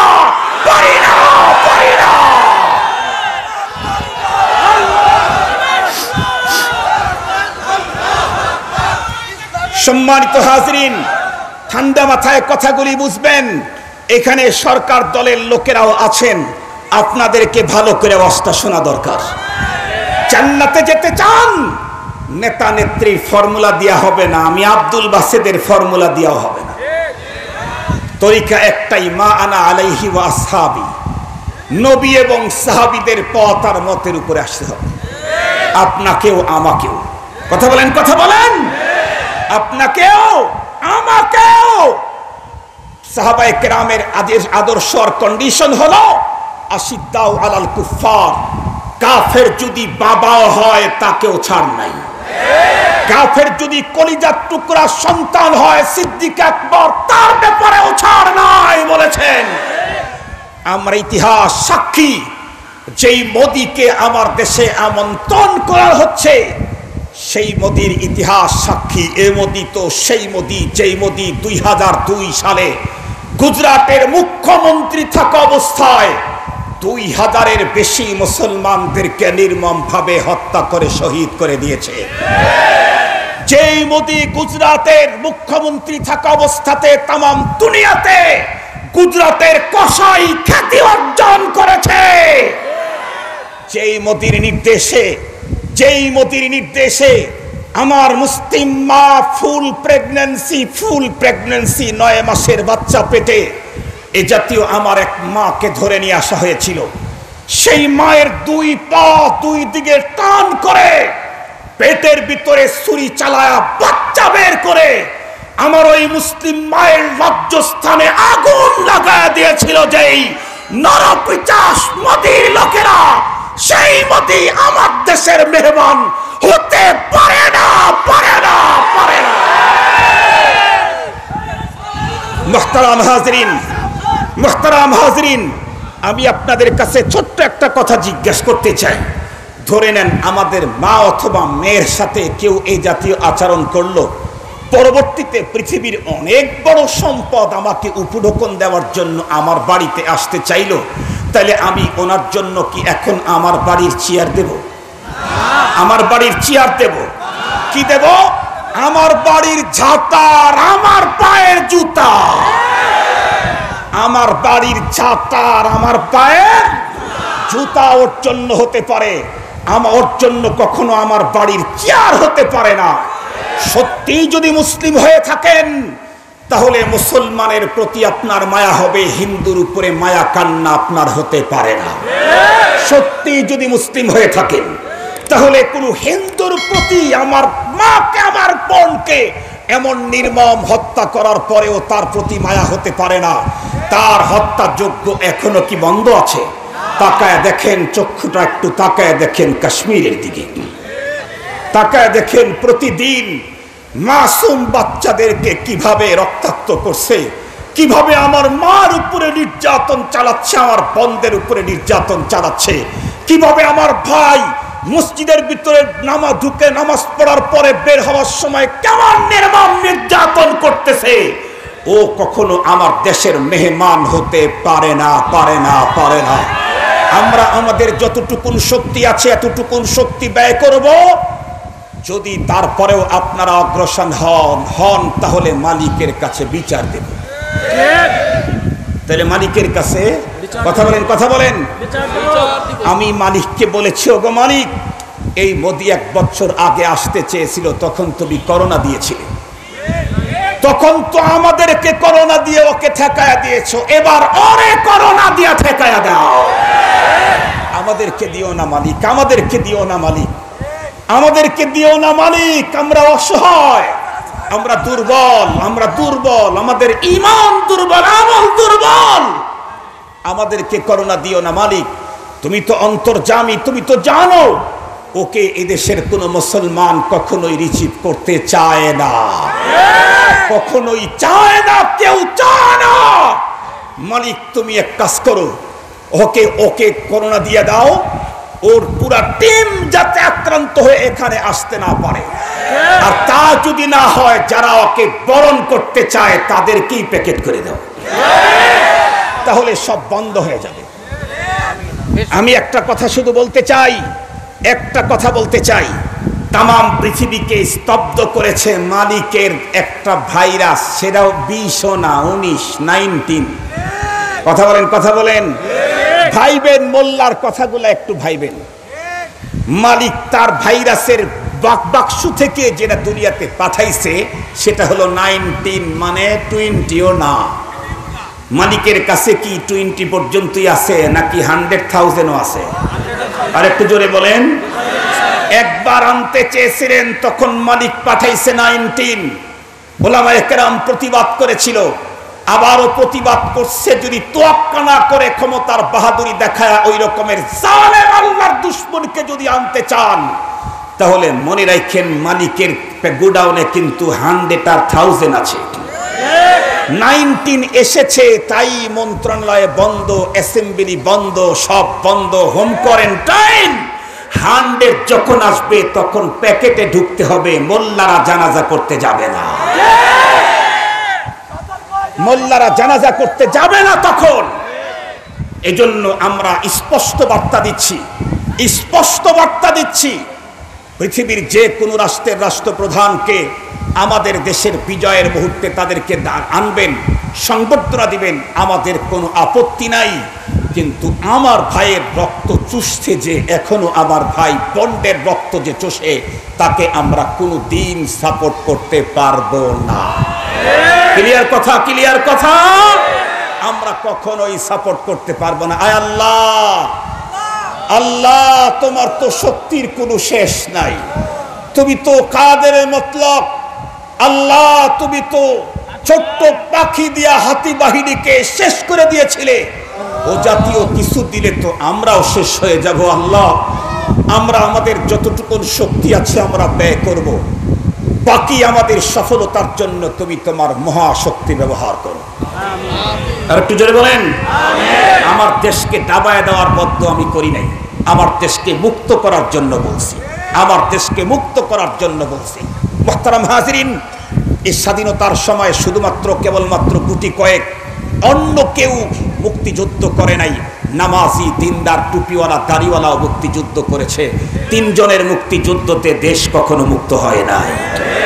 বিজয় আসছে সকলের রক্তে এবং সকলের ইজ্জত সম্মিলিত আল্লাহ পাকের মদদের কারণে। মুহতারাম হাজিরিন, আমরা আল্লাহ পাকের কাছে দোয়া করব এবং আমরা অ্যালার্ট থাকবো। উলামায়ে কেরাম যখনই দিন হেফাজতের যে কোনো মিশনে আমাদেরকে ডাক দিলে আমরা আছি ইনশাআল্লাহ। আছেন তো ইনশাআল্লাহ? আছেন তো ইনশাআল্লাহ? মাহফিল পর্যন্তই না বাইরে গেলেও? আজকের রাত্রাই না আগামীকালকেও? জীবন থাকবে যতক্ষণ, হায়াত থাকবে যতক্ষণ, নিঃশ্বাস চলবে যতক্ষণ, আমরা দিনের পক্ষে আছি ততক্ষণ। আল্লাহ আমাদেরকে কবুল করুক। হাত নামা। মুহতারাম হাজিরিন, আমি আমার আলোচনাকে দীর্ঘায়িত করতে চাই না। আজকে টোটাল টাইমে আপনাদেরকে কি বুঝাইলাম এই কথাটা আমি 2 মিনিটে আপনাদেরকে বুঝাই দেব। তার আগে আমি জিজ্ঞেস করতে চাই, আজকের প্রোগ্রামটা কিন্তু একটা মাদ্রাসা কর্তৃক, তাই না? মাদ্রাসা, এটা কি সরকারি মাদ্রাসা? এটা দরকারি মাদ্রাসা, জাতীয় মাদ্রাসা। সরকার টাকা দিলে সরকারি মাদ্রাসা। মুসলিম জাতির অর্থায়নে এই মাদ্রাসা আল্লাহ পাক চালান, এটা জাতীয় মাদ্রাসা।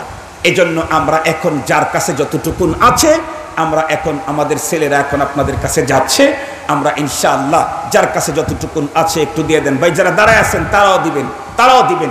জীবন দিতে রাজি হয়ে গেলেন, হাত উঠায় দেখালেন দিনের জন্যে। আর পকেটের এই 500,000 টাকা যারা দিচ্ছে, দিনই এই দুর্গগুলাকে হেফাজত করার জন্য যাদের শ্রম, ভালোবাসা, মোহাব্বত রয়েছে, আল্লাহ তাদেরকে তুমি কবুল মঞ্জুর করে নাও, তাদের দুনিয়া আখিরাতের কল্যাণ দান করে দাও। ভাই যারা দাঁড়ানো আছে ভাইদের কাছে যাও, এক গ্রুপ যারা দাঁড়ানো আছে ভাই তাদের কাছে যাও, ইনশাআল্লাহ সবাই দিবে। যার পকেটে টাকা আছে সবাই দিবেন, হোক 20টা টাকা, হোক 100 টাকা, হোক 50 টাকা। তবে খুঁজে খুঁজে শুধু ছোট টাকাটা দিয়েন না, বড় টাকাটা দেওয়ার জন্য চেষ্টা করবেন। অনেকগুলি টাকা আছে, পারলে সবগুলাই দেন। গতকালকে আসরের পরে এক জায়গায় বয়ানের পরে আমি যখন হাত উঠাইছি, আমার ড্রাইভার বলতেছে, হুজুর হিন্দু মহিলারা এক দল আপনার সাথে হাত এভাবে তুলে তুলে দোয়া করতেছে। হিন্দুরা আমাদের দেশের হিন্দুরা, টাঙ্গাইল, মির্জাপুরে, জামর কি জায়গার নাম, সেখানে ওদের হাত তোলা তো এরকম না, ওদেরটা হলো এরকম। আপনারা কি দেখছেন তো মনে হয়? আমাদেরটা হলো এরকম, ওদেরটা হলো এরকম। বলে হুজুর আপনি যতক্ষণ দোয়া করলেন, ওরা মাথায় কাপড় দিয়ে ওরা ওদের পদ্ধতিতে দোয়া করতেছে। আল্লাহু আকবার। আমি শেষে এক ছেলে, এক যুবক মানুষ আমার কাছে এসে বলতেছে, হুজুর আমার পকেটে যা ছিল 1 টাকাও আমি রাখি নাই, টোটালটাই দিয়ে দিয়েছি, আমার জন্য একটু দোয়া করবেন। বাড়ি আমার বেশ দূর, যাইতে আমার লাগবে। তা আর এক হুজুর পকেট থেকে টাকা বের করে দিয়েছে। বলে না, তাইলে তো হইল না, আপনার কাছ থেকে যদি আমি নেই তাইলে তো হইল না।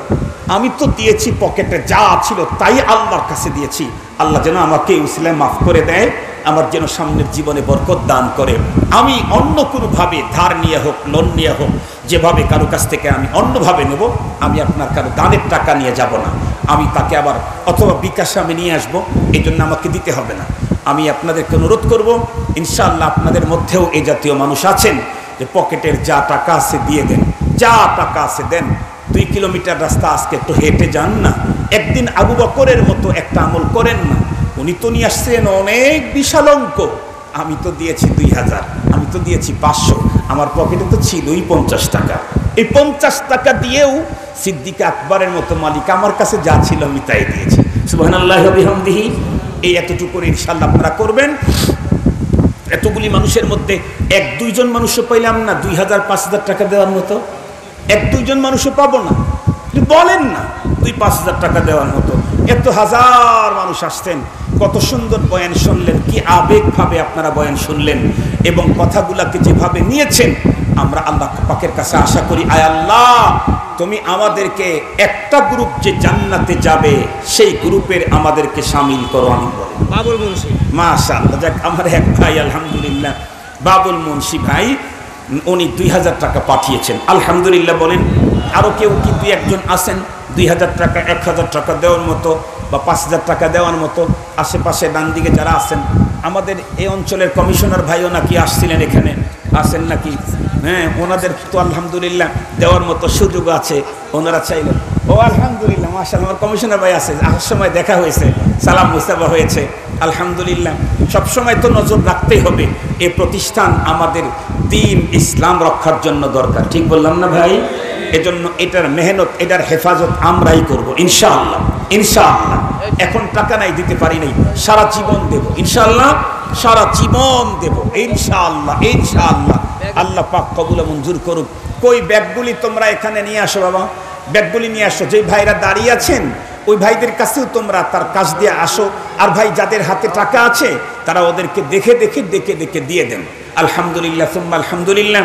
আল্লাহ পাকের মেহেরবানি, যে কথাগুলি বললাম আর দিচ্ছি কি না, অসুবিধা নেই। মুহতারাম হাজিরিন, ওই আমি আমার কথাটা 2 মিনিটে শেষ করে দেই, এরপরে আমাদের কাউন্সিলর ভাই উনি আপনাদের খেদমতে কিছু কথা বলবেন, এরপরে ইনশাআল্লাহ দোয়া হবে। সেটা হলো, আমার আজকের আলোচনার সমষ্টি হলো, আল্লাহ পাকের রসুল বলেছেন আমার উম্মত কয় ভাগে বিভক্ত হবে?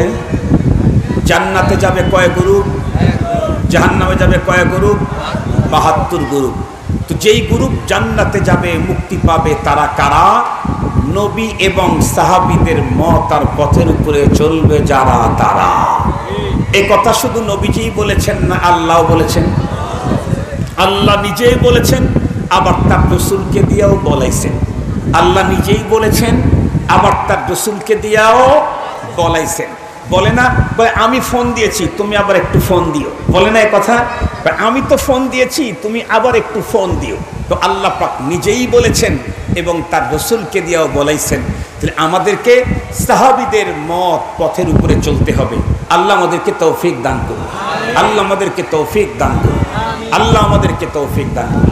ওয়া আখিরু দাওয়ানা আনিল হামদুলিল্লাহি রাব্বিল আলামিন। কি সব ব্যাগ এসে গেছে না? ছিল ভাই আমাদেরকে দাওয়াত দিলেন, তাই না? হকুল মুসলিমে আলাল মুসলিমে খামস, এক মুসলমানের আর এক মুসলমানের প্রতি 5টা হক আছে। তার ভিতরে একটা হলো ইজাবাতুদ দাওয়াত। দাওয়াত দিলে সেটা কবুল করতে হয়। দাওয়াত দিলে সেটা হাদিয়া দেওয়াও সুন্নত, হাদিয়া নেওয়াও। আপনারা মনে মনে ভাবতেছেন হুজুর আপনারা শুধু নেওয়ারটার উপরে আমল করেন, এটা মনে মনে ভাবতেছেন? না না, আমরা দেওয়ার উপরেও আমল করি, নেওয়ার উপরেও আমল করি। আলহামদুলিল্লাহ, আলহামদুলিল্লাহ আমরা দেহিও নেইও। এখন বলতে পারেন হুজুর কই দেন? আমি তো শুধু নীতি দেখলাম সারা জীবন। এটা যদি এমন যদি প্রশ্ন যদি আপনাদের অন্তরে আসে তাহলে তার একটা উত্তর দেই। আচ্ছা বলেন তো দেখি, আপনারা যদি কাউকে সবের আশায় যদি কাউকে খাওয়াইতে চান, অন্য কোনো আশা থাকলে সেটা ভিন্ন কথা, ভোট নেবেন, চেয়ারম্যান হবেন, মেম্বার হবেন, বা আগামী দিনে একটা কাজ করে নেবেন, এই জাতীয় কোনো টার্গেট থাকলে সেটা ভিন্ন। সবের নিয়তে যদি আপনারা কেউ কাউকে খাওয়াইতে চান, তাহলে যেই লোকটা এক ওয়াক্ত নামাজও পড়ে না সেই লোকটাকে আপনি খাওয়াবেন। আরে ভাই কথা বলেন না কেন? কেন তারে খাওয়াবেন না কেন? ওরে খাওয়াইলে কি দাওয়াত খাওয়ানো হবে না? ও কি মুসলমান না? হুজুর মুসলমান হইলে কি হবে? ওর চাইতে তা আমি ভালো, ও তো শুক্রবারের নামাজও পড়ে না, আমি তো শুক্রবারেরটা পড়ি, এই জন্য ও আমার মেহমান হওয়ার যোগ্য। ওর চাইতে তা আমি ভালো, আমি তো আমার চাইতে ভালো দ্বারা খাওয়াবো। ঠিক বললাম না? ঠিক বললাম? তাহলে আপনি কিন্তু আপনার চাইতে নিম্নমানের জনকে খাওয়াইতে রাজি নাই। তাহলে আপনি যদি আপনার চাইতে নিম্নমানেরটাকে না খাওয়ান, তাহলে আর একজন মানুষ আছে সে 5 ওয়াক্ত পড়ে, তাহাজ্জুদ পড়ে, কোরআনও পড়ে, কোরআন পড়ায়, সে যদি খাওয়ায়া নেকি নিতে চায় তাহলে যারা 5 ওয়াক্ত পড়ে না তাদেরকে খাওয়াবে। কথা বলেন না কেন? তাহলে আপনি হুজুরও হাদিয়া দেয়, কিন্তু হুজুর কারে দেয়? আব্দুল বাসেদ খান যদি হাদিয়া দেয় তাহলে দিবে হলো জুনাইদ বাবু নগরীরে। ঠিক বললাম না? ঠিক বললাম? সে আমার চাইতে বড় দিনদার, আমি তো আমার চাইতে বড় দিনদারকে দেখে নেকির জন্য দিতে থাকবো। এটা হলো এমনি আপনাদের সাথে রসিকতা করতে গিয়ে বললাম।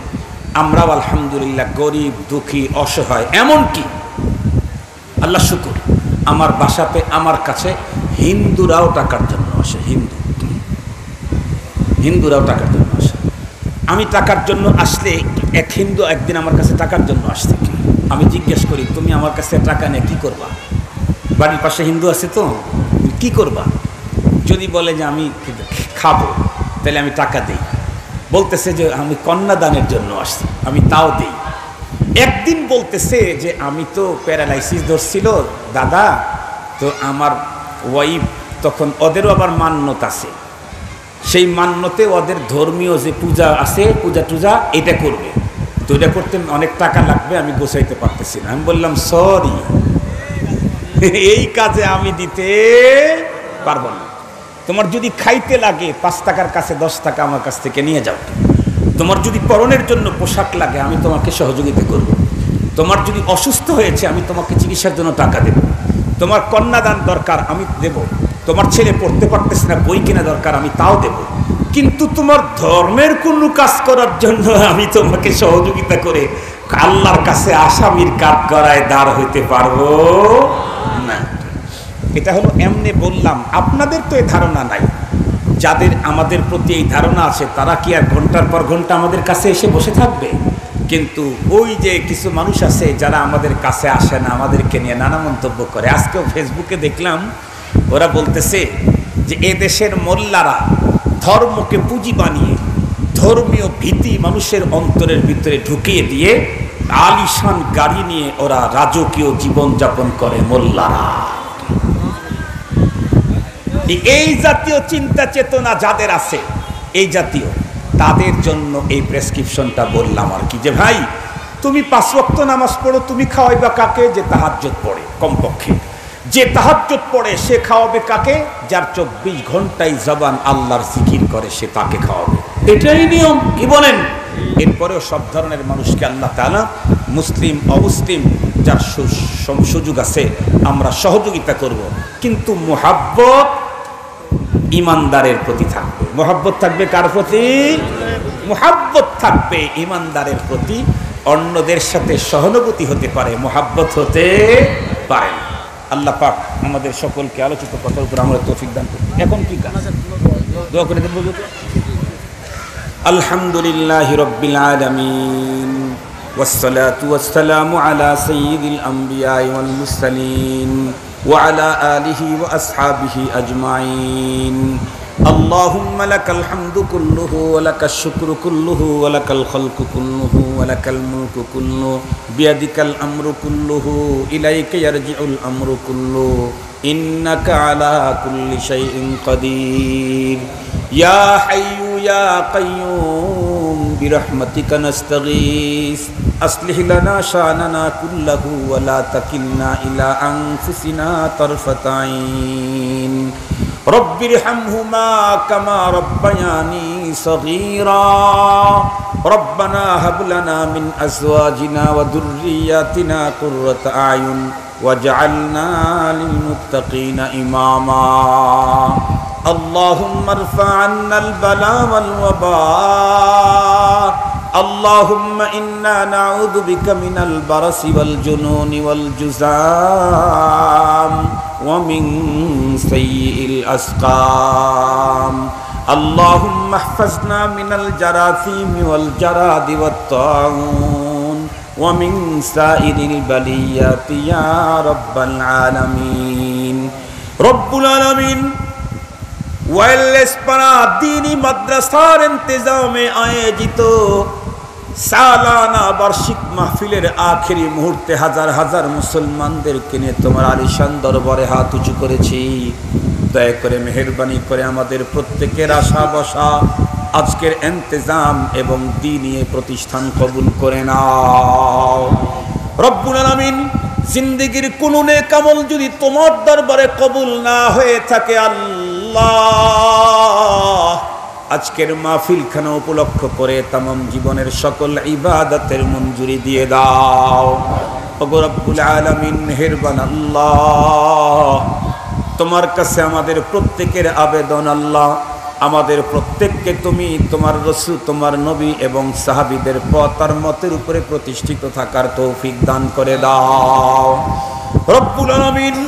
মেহেরবান আল্লাহ, তুমি তো প্রত্যেক মুসলমানের অন্তরের জামি অন্তরের খবর জানো গো আল্লাহ।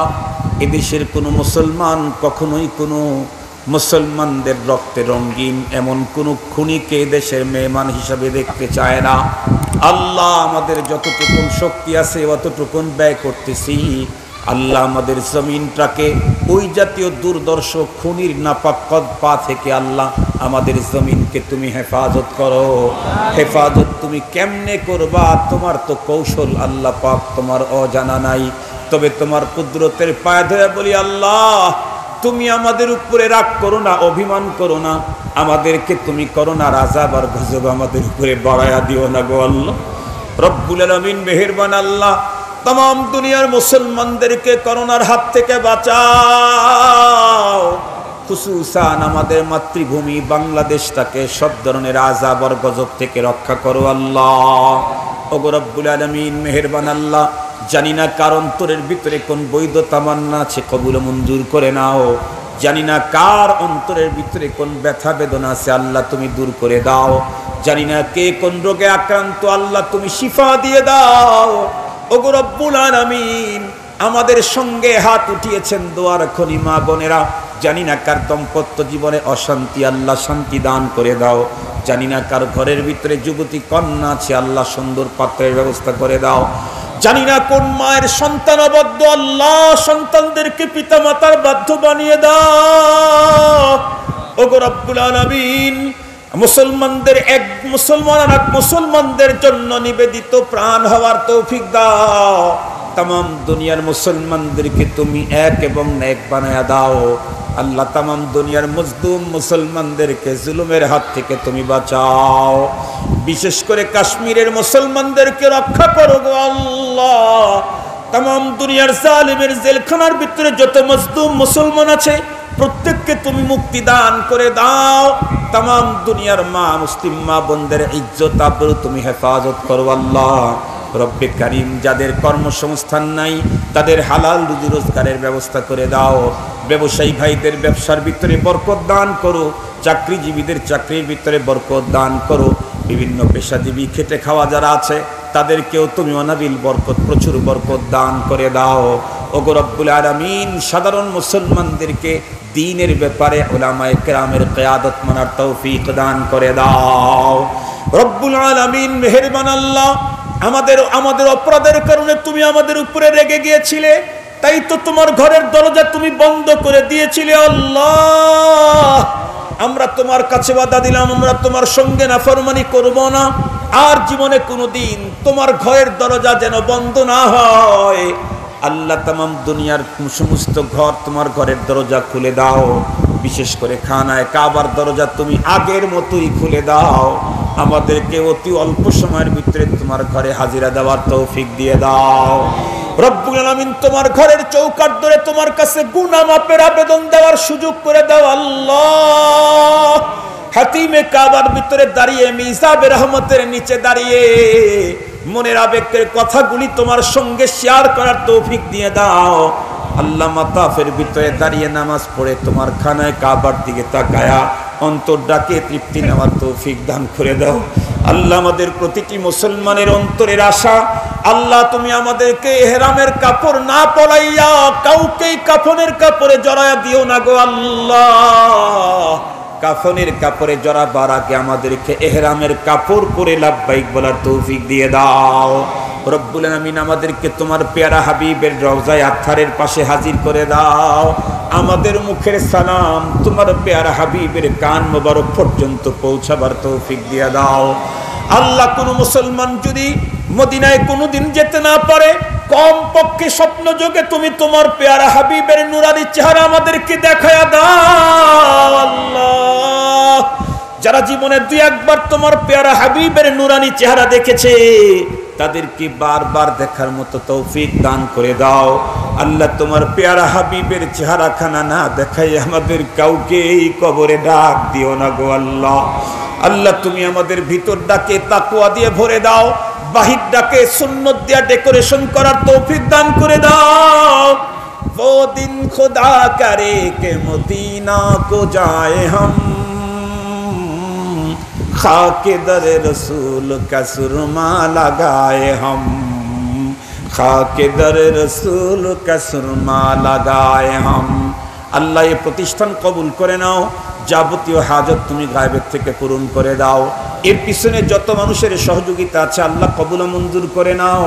আল্লাহ, প্রত্যেককে তুমি দুনিয়া আখিরাতে নেয়ামল বদল দান করে দাও।